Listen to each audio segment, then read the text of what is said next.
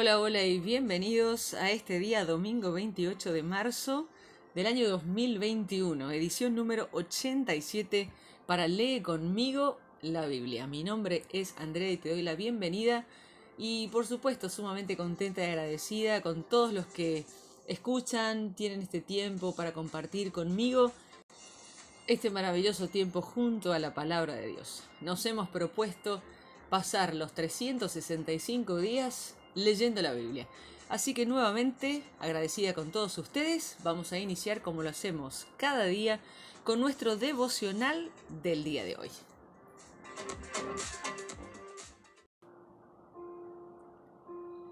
Y nuestro devocional se titula Trampas, Pruebas y Tentaciones. Ajay Gohil fue criado como hindú. Trabajaba en el negocio familiar vendiendo periódicos en el norte de Londres. A la edad de 21 años contrajo psoriasis eritrodérmica, una enfermedad crónica de la piel. Su peso bajó de 73 kilos a 47. La enfermedad estaba en todo su cuerpo, desde la cabeza a los pies. Perdió a todos sus amigos. Su esposa y su hijo lo abandonaron. Quería morir. Mientras Ajay agonizaba en el hospital, clamó a Dios. Buscó en su armario y encontró una Biblia. La abrió en el Salmo 38, el salmo que vamos a compartir el día de hoy. Cada uno de los versículos le pareció relevante. Pidió a Dios que lo sanara. Entonces cayó en un profundo sueño. A la mañana siguiente estaba completamente sano. Su piel era nueva como la de un bebé y su vida cambió rotundamente. Volvió a reunirse con su hijo. Hace tiempo atrás le hicieron una entrevista en algún medio de comunicación y él declaraba en esta entrevista y decía: cada día lo vivo para Jesús. La vida no es una travesía llena de calma. Enfrentarás muchos desafíos. Sea lo que sea que enfrentes hoy, Dios es capaz de rescatarte. En los pasajes de hoy vemos ejemplos de trampas, pruebas y tentaciones. Y veremos cómo manejarlas. Justamente el Salmo 38, del verso 1 al 12 que hacíamos mención, nos habla de las trampas. David sabía lo que era padecer una enfermedad. Él decía: estoy ardiendo de fiebre, no hay nada sano en mi cuerpo. En el verso 7. Estas son algunas de las palabras que tocaron una fibra muy sensible de Ajay cuando leyó este salmo en su cama del hospital. David también sentía y sabía lo que era fracasar. Dios lo convenció de su pecado. Sobre mí ha caído tu mano, por causa de mi pecado mis huesos no hallan descanso. Por causa de mi insensatez mis llagas hieden y supuran, hasta la luz de mis ojos se apagan. Además de todo, David tenía que lidiar con la oposición. Estaba rodeado de gente que quería ver su caída. Escribió: tienden sus trampas los que quieren matarme, maquinan mi ruina todos los que buscan mi mal, y todo el día urden engaños. Pero en medio de estas trampas y sus propias fallas y dificultades, David clamó a Dios. Sabía que era capaz de perdonarlo, rescatarlo y sanarlo. Sin importar cuáles sean tus fallos o dificultades que enfrentes, también puedes llevarlas a Dios en oración. En Lucas capítulo 7 leemos sobre las pruebas. Cada persona que conoces y cada situación que enfrentas son en cierto modo una prueba. ¿Cómo responderás a las necesidades de la gente que te rodea y a las situaciones en las que te encuentres? Las necesidades de los demás. En un momento, alguien estuvo a cargo de un funeral de un niño, un joven que murió de cáncer a los 30 años. Su madre, que estaba junto al ataúd de su único hijo. Y entendí cómo, cuando Jesús vio a la mujer en el pasaje que leemos hoy, que estaba en una situación similar, se compadeció de ella. Jesús tenía el poder y la autoridad para resucitar a su hijo, pero aún así debía tener la valentía de avanzar en fe y hacerlo. Todos tenemos que movernos dentro de los límites de nuestra propia fe. Responder a este tipo de situaciones puede ser realmente una prueba. Equivocarse podría ser pastoralmente desastroso. Ciertamente no se recomienda hacer lo que hizo Jesús a menos que tenga su autoridad, poder y fe y una instrucción directa de Dios. Pero debemos buscar las palabras justas y las respuestas indicadas para quienes están en necesidad. Todo lo que hagamos debe estar motivado por la compasión. Jesús es capaz de decir: vayan y cuéntenle a Juan lo que han visto y oído.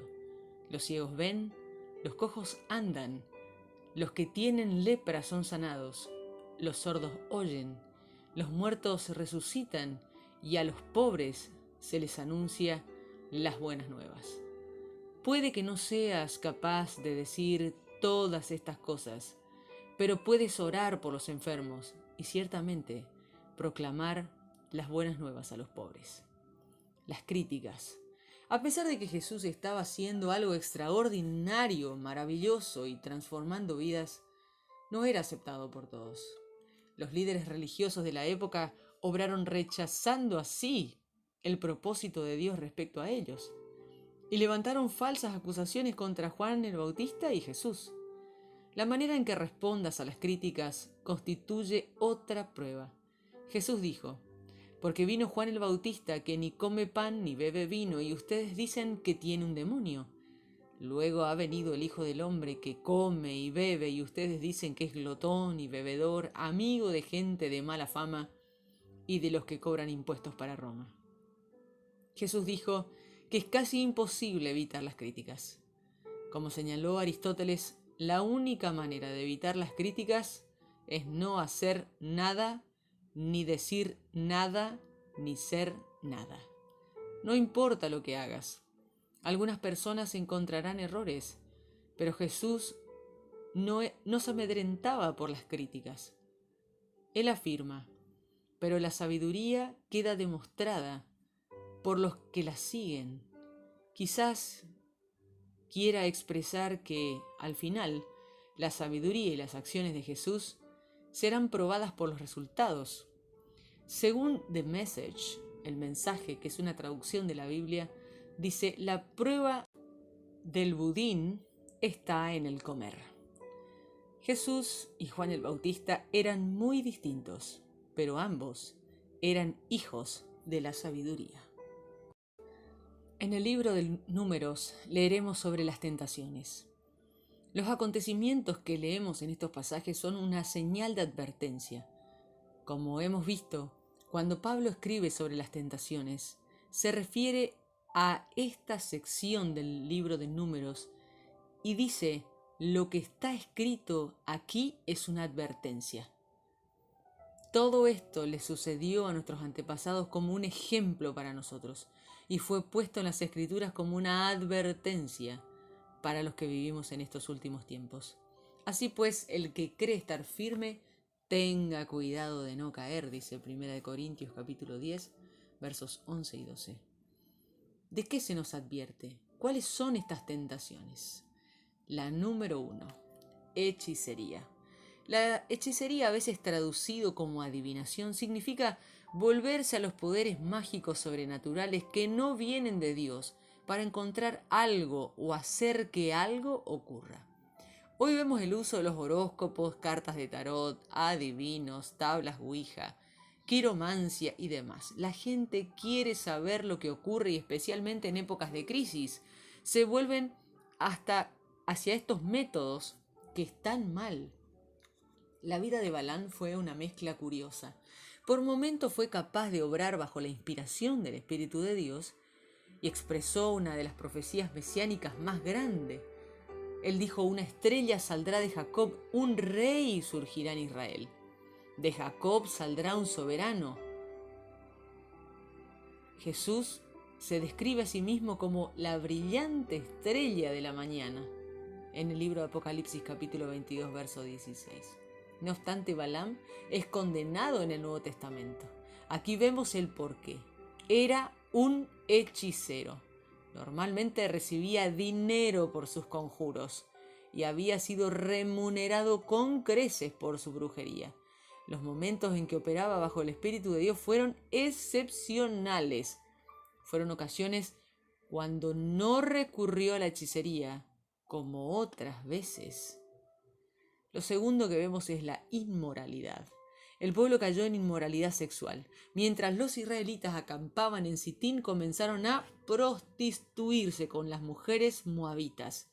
Vino el juicio de Dios sobre ellos y en especial en uno de sus líderes, Zimri, jefe de la familia de la tribu de Simeón. La inmoralidad sexual no es una tentación en la que estén exentos los líderes de la iglesia. Si los líderes fallan, es aún más grave y perjudicial, en parte debido a la influencia que ellos ejercen. Lo tercero, sustitutos de Dios. El pueblo fue infiel a Dios, adoraron y se inclinaron ante otros dioses, se unieron al culto de Baal Peor. Los ídolos son mucho más que estatuas erigidas para otros dioses. Los ídolos son los sustitutos de Dios. Son creados de cosas a las que les servimos como número uno en nuestra vida en lugar de servir al Creador. El apóstol Pablo nos advierte de los peligros de caer en las mismas tentaciones, pero concluye diciendo estas palabras de aliento. Ustedes no han pasado por ninguna prueba que no sea humanamente soportable, y pueden ustedes confiar en Dios, que no los dejará sufrir pruebas más duras de lo que puedan soportar. Por el contrario, cuando lleguen a la prueba, Dios le dará también la manera de salir de ella para que puedan soportarla. Primera de Corintios, capítulo 10, verso 13. Iniciamos nuestra lectura del día de hoy en el Salmos 38, versos 1 al 12. Señor, no me reprendas con enojo. No me corrijas cuando estés muy molesto. Me lanzas tus flechas y con tu mano me aplastas. Debido a tu enojo obrando en mi cuerpo, no me siento bien. Por causa de mi pecado, mis huesos ya no están sanos. Mi culpa pesa sobre mi cabeza como una enorme carga. Me estoy hundiendo. A causa de estupidez, mis heridas van de mal en peor. Se pudren y dan mal olor. Me la paso retorciéndome de dolor y vivo lamentándome. Siento por dentro la fiebre ocasionada por una pena terrible. Estoy completamente descompuesto. Estoy tan adolorido que ya no doy más. Y mi corazón abatido me hace gritar. Señor, tú sabes lo que deseo. Has escuchado mis lamentos. Mi corazón late exageradamente. Se me ha acabado la fuerza y mis ojos han perdido su brillo. Mis amigos y quienes me querían no se acercan a mí por causa de mi enfermedad. Hasta mis familiares se han alejado de mí. Mis enemigos me tienden trampas y amenazan con destruirme. Dicen mentiras de mí todo el tiempo. Lucas capítulo 7 versos 11 al 35. Un poco después, Jesús fue a un pueblo llamado Naín. Sus seguidores y una gran multitud lo acompañaban. Cuando él llegó cerca de la entrada del pueblo, llevaban a enterrar al hijo único de una viuda. La viuda iba acompañada de mucha gente. Al verla, el Señor tuvo compasión de ella y le dijo: «No llores». Se acercó y tocó el ataúd, y los que lo llevaban se detuvieron, y Jesús dijo: «Joven, yo te digo, levántate». El joven se sentó y empezó a hablar, y Jesús se lo entregó a su mamá. Todos se llenaron de temor y alababan a Dios y decían: «Un gran profeta está entre nosotros».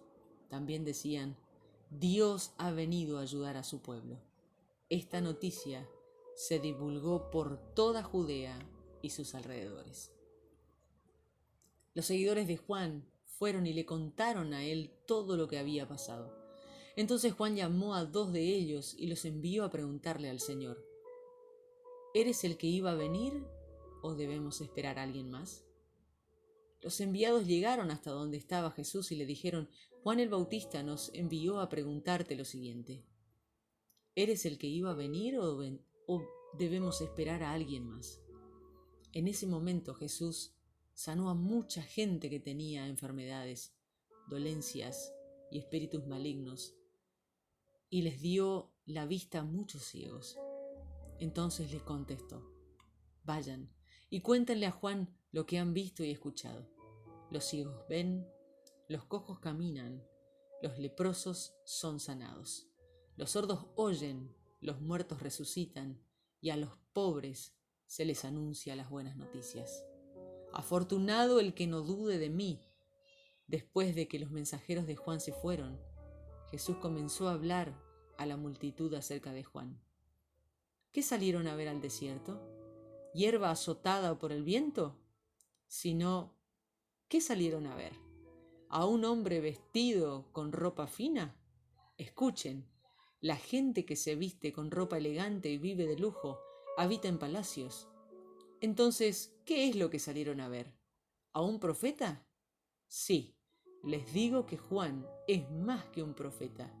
Las Escrituras dicen de él: oye, te envío mi mensajero delante de ti, quien preparará el camino para tu venida. Les digo que Juan es el mejor hombre que ha nacido. Sin embargo, el menos importante en el reino de Dios es más importante que Juan. Cuando toda la gente oyó esto, incluso los cobradores de impuestos, se hicieron bautizar por Juan. Así reconocieron que la enseñanza de Dios era correcta. Pero los fariseos y los expertos de la ley rechazaron el plan de Dios para ellos y no permitieron que Juan los bautizara. ¿Con quién puedo comparar a la gente de esta generación? ¿Cómo son ellos? Son como muchachos sentados en la plaza que se gritan unos a otros: nosotros tocamos la flauta, pero ustedes no bailaron. Cantamos una canción triste, pero ustedes no lloraron. Porque vino Juan el Bautista, quien no comía pan ni bebía vino con los demás, pero ustedes dicen: tiene un demonio. Ha venido el Hijo del Hombre, que come y bebe con los demás, pero ustedes dicen: miren, es comilón, borracho y amigo de los cobradores de impuestos y de los pecadores. Pero la sabiduría divina se comprueba por la vida de todos los que la siguen. Libro de Números, capítulo 23, versos 27 al 30. Sin embargo, Balac le dijo a Balán: ven, te llevaré a otro sitio, y a lo mejor Dios quiera que tú me los maldigas desde ahí. Balac llevó a Balán a la cima del monte Peor, que domina el desierto, y Balán le dijo a Balac: constrúyeme 7 altares aquí, y prepárame 7 toros y 7 carneros. Balac hizo todo lo que Balán le dijo, y en cada altar sacrificó un ternero y un carnero. Números capítulo 24. Balán vio que le agradaba al Señor bendecir a Israel, así que no fue a buscar profecías como antes, sino que miró hacia el desierto. Balán miró y vio a los israelitas acampados por tribus. Luego el Espíritu de Dios se apoderó de él, y Balán dijo esta profecía: este es el mensaje de Balán, hijo de Beor, el hombre cuyos ojos ven claramente, el que oye palabras de Dios, el que tiene visiones dadas por el Todopoderoso, y cae ante él con sus ojos descubiertos. Qué hermosas son tus carpas, Jacob. Qué bello es tu campamento, Israel. Tus carpas son como extensas filas de palmeras, como jardines al lado de un río, como aloes plantados por el Señor, como cedros a la orilla del agua. Los cántaros de los israelitas rebosarán de agua, sus semillas recibirán agua abundante. Su rey será más grande que Agag, y su reino será grandioso. Dios los sacó de Egipto. Él es para ellos su fortaleza, como los cuernos para el toro salvaje. Israel vencerá a sus enemigos, romperá sus huesos y los herirá con sus flechas. Israel se echará a descansar como un león. ¿Quién se atreverá a despertarlo? Bendito el que te bendiga y maldito el que te maldiga. Entonces Balac se enojó con Balaam y golpeándose las manos le dijo: Te he llamado para que maldigas a mis enemigos, pero lo que has hecho es bendecirlos 3 veces. Así que vete ahora a tu casa. Dije que te recompensaría, pero como puedes ver, el Señor ha hecho que pierdas tu recompensa. Balaam le dijo a Balac: ¿Acaso no les dije a los mensajeros que me enviaste, aunque Balac me diera su casa llena de oro y plata, yo no podría hacer nada ni bueno ni malo, sino obedecer el mandato del Señor y hablar lo que el Señor me ordene que diga? Bueno, regreso a mi pueblo, pero antes, ven, te voy a decir lo que en el futuro este pueblo hará con el tuyo. Entonces Balaam dijo esta profecía: Este es el mensaje de Balaam, hijo de Beor, el hombre cuyos ojos ven claramente, el que oye palabras de Dios y el que conoce la ciencia del Altísimo, el que tiene visiones dadas por Dios Todopoderoso y cae ante él con sus ojos descubiertos. Veo a los israelitas viniendo, pero no ahora, sino en el futuro. Los veo, pero no cerca. Como una estrella saldrá un rey del pueblo de Jacob. Se levantará un gobernante de los israelitas. Él aplastará las cabezas de los de Moab y la de todos los hijos de Sed. Se apoderará de Edom y tomará posesión de su enemigo Seir. Israel mostrará su poderío. Un gobernante vendrá de Jacob y destruirá a los que queden en esas ciudades. Luego Balaam dirigió su mirada hacia Amalec y le dijo esta profecía: Amalec fue la más importante de las naciones, pero su fin será la destrucción total. Luego Balaam dirigió su mirada hacia los quenitas y les dijo su profecía: El lugar donde ustedes viven es seguro, como un nido en lo alto de la montaña, pero Caín será destruido cuando Asiria lo haga prisionero. Después Balaam dijo esta profecía: Nadie podrá vivir cuando Dios haga estas cosas. Vendrán barcos de las costas de Quitín y derrotarán a Siria y a Eber, pero ellos también serán destruidos. Entonces Balaam se levantó y volvió a su casa, y Balac también se fue por su camino. Números capítulo 25. Los israelitas se establecieron en Acasias, y allí los hombres empezaron a corromperse con las mujeres moabitas. Ellas invitaban a los israelitas a acompañarlas en los sacrificios para sus dioses falsos, y los israelitas comían de esos sacrificios y adoraban a esos dioses falsos. De esta manera Israel comenzó a adorar a Baal Peor, lo que hizo que el Señor se enojara con Israel. Entonces el Señor le dijo a Moisés: Lleva a todos los jefes del pueblo y mátalos públicamente. Deja que sus cuerpos queden colgados ante el Señor. Moisés les dijo a todos los jueces de Israel: Maten a todo el que entre ustedes se haya unido en adoración a Baal Peor. Justo en ese momento, uno de los israelitas vino y trajo una mujer madianita a donde estaba su familia. Hizo esto delante de Moisés y de todos los israelitas, quienes se encontraban llorando a la entrada de la carpa del encuentro. Finés, que era hijo de Eleazar y nieto del sacerdote Aarón, viendo esto, se alejó de la reunión, tomó su lanza y siguió al israelita hasta su carpa. Allí Finés atravesó por el estómago al israelita y a la mujer madianita, y así fue como se detuvo la plaga que afligía a los israelitas, aunque la plaga ya había matado 24,000 de ellos. El Señor le dijo a Moisés: Finés, hijo de Eleazar y nieto del sacerdote Aarón, salvó a los israelitas de mi ira, al enojarse como yo contra los que pecaron. Por lo cual yo no destruiré a los israelitas en mi ira.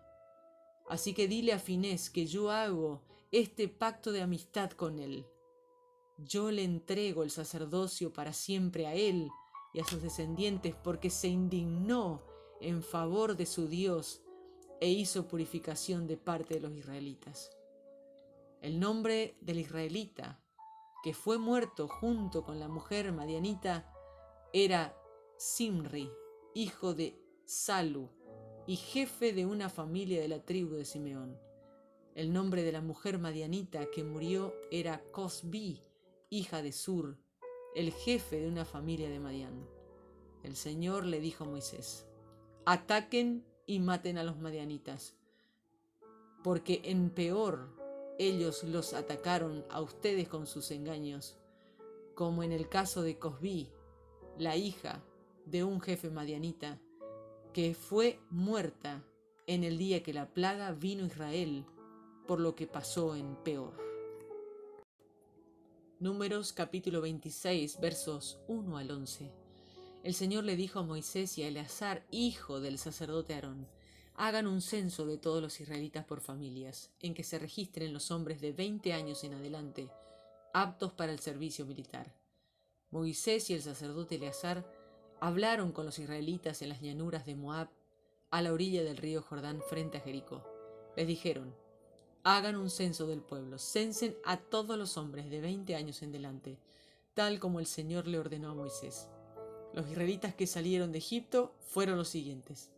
Los descendientes de Rubén, el hijo mayor de Israel, eran estos: de Enoc, descendientes del grupo de la familiar enoquita, de Falú y de Faluita, de Gersón, gersonita, y de Carmí, el carmita. Esos eran los grupos familiares de Rubén, los cuales tenían, de acuerdo al censo, 43.730 hombres. Eliab era hijo de Falú.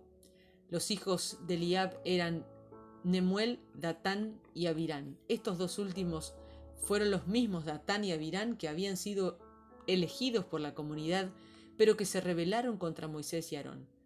Ellos se unieron a Coré y su grupo cuando él se rebeló contra el Señor. En esa ocasión la tierra se abrió su boca y se los tragó a ellos y a Coré. También murieron sus seguidores cuando el fuego quemó a los 250 hombres. Así que todo esto sirvió de advertencia al pueblo. Sin embargo, los hijos de Coré no murieron. Finalizamos así la lectura del día de hoy de la bendita, gloriosa, eficaz y siempre viva palabra de Dios. Impresionante cada uno de sus versos y lo que nos deja cada uno de nosotros. Pero quisiera compartir con ustedes esta palabra de oración. Señor, clamo a ti hoy. Perdona mi pecado, sana mi cuerpo y rescátame de las trampas que han puesto en mi camino. Señor, ayúdame hoy con cada persona que encuentre a tener las palabras adecuadas, a llevar buenas nuevas, a tener un corazón compasivo y a buscar ministrar a los demás como Jesús lo hizo. Padre, ayúdame a permanecer firme contra las tentaciones del enemigo, que nunca hagan nada que lleve deshonra al nombre de Jesús. Oro para que tu nombre sea glorificado en todo lo que yo haga. Amén.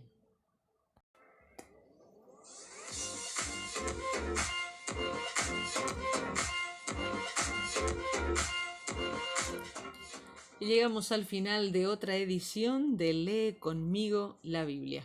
Hoy día número 87 junto a la palabra de Dios, domingo 28 de marzo. Sí, estamos finalizando el mes y estamos un poco distraídos por ahí, pero es una bendición para mí compartir con ustedes este tiempo, 30 minutos que dedicamos a la lectura, a profundizar, a meditar sobre la palabra de Dios. Magnífico tiempo que ha sido una gran bendición para mí y espero que también para ustedes. Ya sabes que puedes compartir este material con quien quieras y a quien consideres puede ser también de ayuda o de bendición para la vida de ellos. Así que agradecida con todos ustedes, mi nombre es Andrea, me despido hasta el día de mañana, si Dios así lo permite, con otra edición de Lee conmigo la Biblia. Bendiciones.